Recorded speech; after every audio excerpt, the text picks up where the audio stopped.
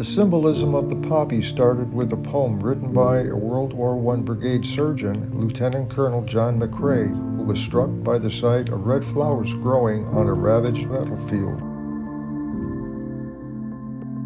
Across Flanders, Belgium, and northern France, the brutal clashes between Allied and Central powers decimated fields, forests, destroying trees, plants, and wreaking havoc on the soil beneath. But in the early spring of 1915, bright red flowers began rising through the battle-scarred landscape known as Flanders poppies. Lieutenant Colonel John McCrae, a Canadian who served as a brigade surgeon for the Allied artillery unit, seeing a cluster of poppies that spring, shortly after the Second Battle of Ypres, McCrae tended to the wounded and got first-hand look and experienced the carnage of war. Struck by the sight of bright red flowers on decimated ground, McCrae wrote a poem in Flanders Field, in which he channeled the voice of the fallen soldiers buried under those poppies.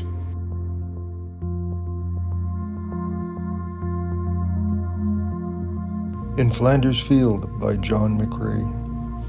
In Flanders Field the poppies blow, between the crosses, row on row, that mark our place, and in the sky the larks, still bravely singing, fly. Scarce heard among the guns below, we are the dead shot days ago. We lived, felt dawn, saw sunset glow, loved and were loved, and now we lie in Flanders Field. Take up your quarrel with the foe, to you from failing hands we throw the torch, be yours to hold on high. If you break faith with us who die, we shall not sleep, though poppies grow in Flanders Field.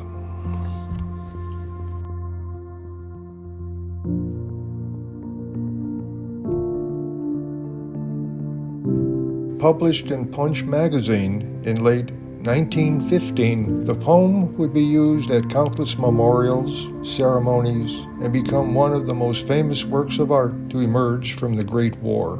Across the Atlantic, a woman named Mona Michaels read in Flanders Field in the pages of Ladies' Home Journal that November, just 2 days before the armistice. As a sign of remembrance of the sacrifices of Flanders Field, Michaels vowed to always wear a red poppy. She found an initial batch of fabric blooms for herself and her colleagues at a department store. After the war ended, she came up with the idea of making and selling red silk poppies to raise money to support returning veterans. Michael campaigned to create a national symbol for remembrance in the mid-1920s and managed to get Georgia's branch of the American Legion, a veterans group, to adopt the poppy as its symbol. Soon after that, the National American Legion voted to use the poppy as its official U.S. national emblem of remembrance when its members convened in Cleveland in September 1920. On the opposite side of the Atlantic, a French woman named Anna Gruin had championed the symbolic power of the red poppy from the beginning.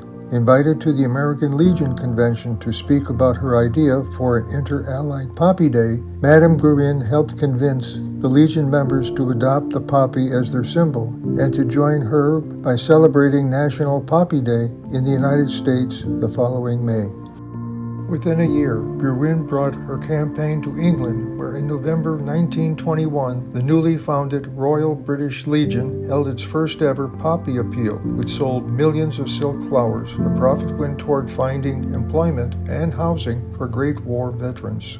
Other nations soon followed suit in adopting the poppy as their official symbol of remembrance. Today, nearly a century after World War I ended, millions of people in the United Kingdom, Canada, France, Belgium, Australia, and New Zealand don the red flower every November 11th. In the United States, the tradition has developed a little differently. Instead, they wear the symbolic red flower on Memorial Day, the last Monday in May, to commemorate the sacrifices of so many men and women who have given their lives fighting for their country.